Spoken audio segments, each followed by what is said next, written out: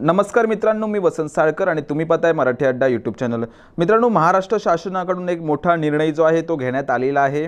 आता सर्व कागदपत्रांवरती तुमच्या आईचे नाव जे आहे ते आता इथे बंधनकारक असणार आहे। कधीपासून हा निर्णय लागू होणार आहे, सोबतच कशा स्वरूपामध्ये हा निर्णय लागू केला जाणार आहे आणि कुठे कुठे बंधनकारक असणार आहे या संदर्भातील सविस्तर माहिती आजच्या व्हिडिओमध्ये आपण जाणून घेणार आहोत।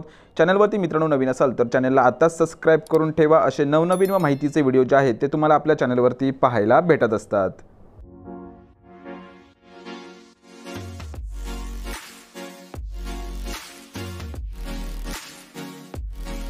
तर मित्रांनो, तुम्ही इथे पाहू शकता मंत्रिमंडळ निर्णय जो आहे तो इथे 11 मार्च 2024 रोजी घेण्यात आलेला आहे।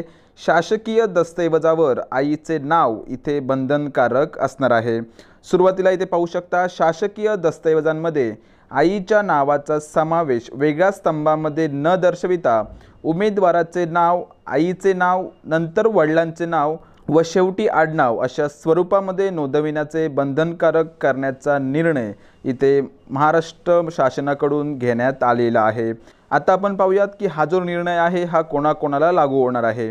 तर 1 मे 2024 रोजी व त्यानंतर जन्मलेल्या सर्व बालकांच्या नावाची नोंद, बालकाचे नाव, त्यानंतर आईचे नाव, नंतर वडिलांचे नाव व शेवटी आडनाव अशा स्वरूपात सर्व शैक्षणिक कागदपत्रे, महसूल दस्तऐवज, वेतन चिठ्ठी, सेवा पुस्तक, विविध परीक्षांच्या अर्जांचे नमुने इत्यादी शासकीय दस्तऐवजांमध्ये बंधनकारक करण्यात जे आहे मित्रांनो ते बंधनकारक करण्यास इथे महाराष्ट्र शासनाकडून मान्यता देण्यात आलेली आहे। या संदर्भातील GR आल्यानंतर मित्रांनो तुम्हाला व्हिडिओ मार्फत त्याची माहिती जी आहे ती दिली जाईल।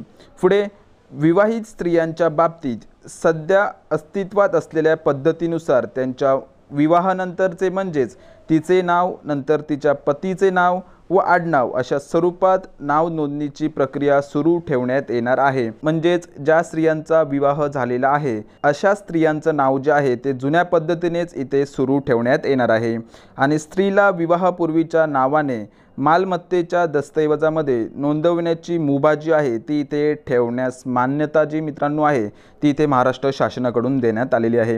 मित्रांनो, अतिशय महत्त्वाचा असा मंत्रिमंडळ निर्णय आहे। आशा करतोय की व्हिडिओमध्ये सांगितलेली माहिती तुम्हाला आवडली असेल। मित्रांनो, ह्या व्हिडिओला जास्तीत जास्त तुमच्या मित्रपरिवारामध्ये शेअर करा, जेणेकरून त्यांना सुद्धा ह्या मंत्रिमंडळ निर्णयाची माहिती जी आहे मित्रांनो ती भेटून जाईल।